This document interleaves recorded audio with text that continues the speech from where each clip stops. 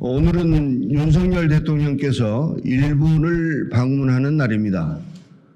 윤 대통령께서 방일 기간 중에 후쿠시마 원전 오염수 해상 방류 문제를 완벽하게 정리하고 오시기를 주문하고, 일본 정부는 인류를 향한 핵 테러 시도를 당장 중단할 것을 요구하면서 성명서를 낭독하겠습니다. 일본 정부가 상반기 중 기어코 후쿠시마 방사능 오염수를 바다에 방출하겠다고 밝혔다.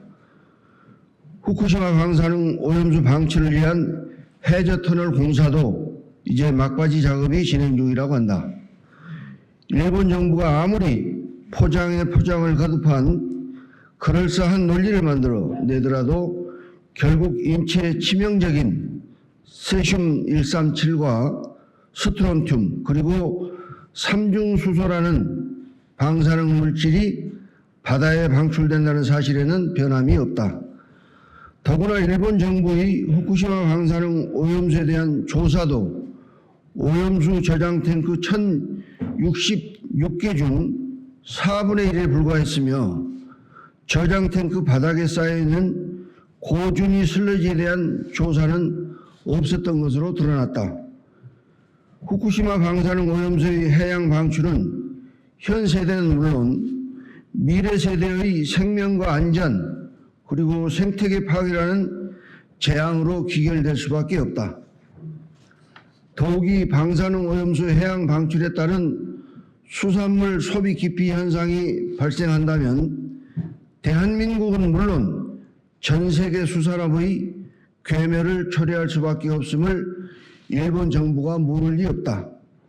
그럼에도 일본 정부가 후쿠시마 방사능 오염수의 해양 방출을 강행한다면 이것은 엄연한 일본 정부의 인류를 향한 핵 테러 시도이다. 윤석열 정부 또한 일본 정부의 방사능 오염수 해양 방출 강행에 대한 책임에서 자유로울 수 없다. 국가는 국민의 안전을 최우선으로 삼아야 하지만 윤석열 정부는 과학적인 검증을 바탕으로 대응하겠다는 뻔한 이야기만 할 뿐이다. 윤석열 정부의 발표와는 달리 한국원자력안전위원회는 지난달에서야 부랴부랴 일본 원자력규조위원회에 후쿠시마 방사능 오염수 저장 탱크에 대한 분석 자료를 요청하는 등 주체적인 과학적 검증은 찾아보기 힘들고, 국제해양법 재판소에 대한 제소도 국제법 및 국제기준 준수 의무 등 위반 등에 대한 종합적이고 충분한 검토를 하고 있다는 원론적인 입장만 밝히는 데 그치고 있다. 과연 윤석열 정부가 헌법에 적시된 국가가 국민의 생명과 재산을 보존하고 보호해야 한다는 의무를 지키려는 의지가 있기는 한 것인지조차 의문이다. 최근 후쿠시마 지사는 기시다 일본 총리에게 윤석열 대통령을 만나면 후쿠시마 수산물 규제를 해결해달라고 요청한 것으로 알려졌다. 우리 국민의 안전이 100% 보장되지 않는 한 절대로 받아들여서도 검토조차도 불가능한 사항임을 우리 정부가 천명해야 할 것이다.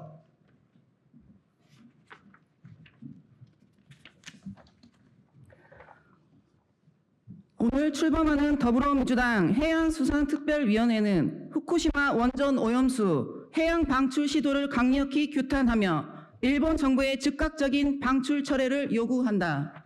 또한 윤석열 정부도 더 이상 국민을 실망시키지 말고 본인들이 발표했던 것처럼 말뿐이 아닌 과학적인 검증과 적극적인 행동을 통해 적어도 헌법에 적시된 국가의 의무만이라도 다해줄 것을 강력히 촉구한다.